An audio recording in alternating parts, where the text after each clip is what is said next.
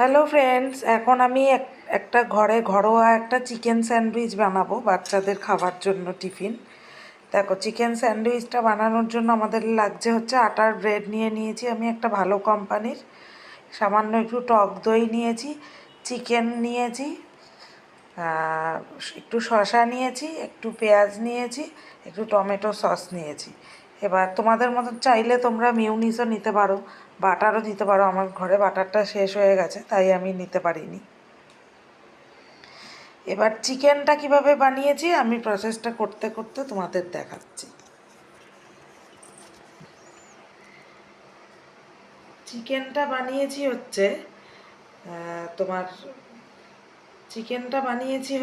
তোমার সকালবেলায় চিকেনটাকে করে রেখেছিলাম। চিকেনটা ছোট ছোট টুকরো করাই আছে, দেখতে পাচ্ছ।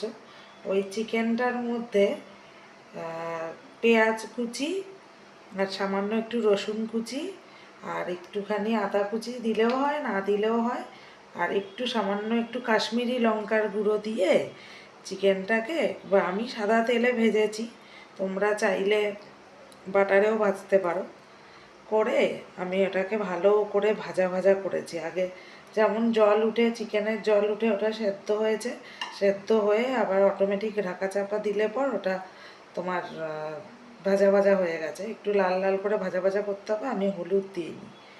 এই করেই রেখেছি চিকেনটা, ঠিক আছে। এর মধ্যে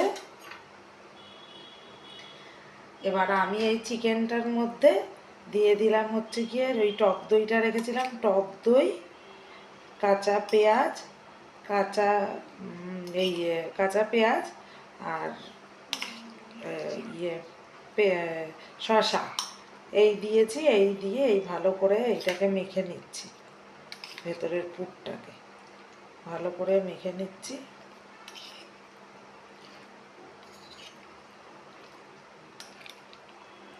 করে ওলট পালট করে মেখে নিতে হবে। আমি নুন দিলাম না, তোমরা চাইলে নুন, চাট মশলা, গোলমরিচ গুঁড়ো সব দিতে পারো, আমি দিইনি কারণ আমার ছোটো মেয়েটার একটুখানি ঝালের বেশি, তো ও ঝাল একদম খেতে পারে না। আমি সকালবেলা এই জন্য সামান্য একটু কাশ্মীরি লঙ্কার গুঁড়ো দিয়েছি, ব্যাস। আর নুনটা আমি দিইনি কারণ আমার বড় মেয়ে লাবণ্য আবার লবণটা কম খায়, এই জন্য ও বেশি লবণ হলে বলে নুন কাটা হয়ে গেছে, এই জন্য দিইনি।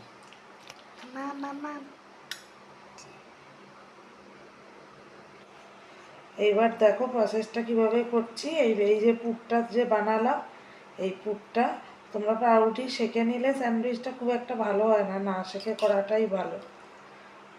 এই পুরটা পাউরুটির মধ্যে দিয়ে, আমার মেয়েরা খুব ভালো খায় এই স্যান্ডউইচ। যেরকমভাবে আমি অনেক রকম করে স্যান্ডউইচ করেছি, এটার মধ্যে একটু চিজ দিয়ে তোমরা বাটারে সেঁকেও নিতে পারো,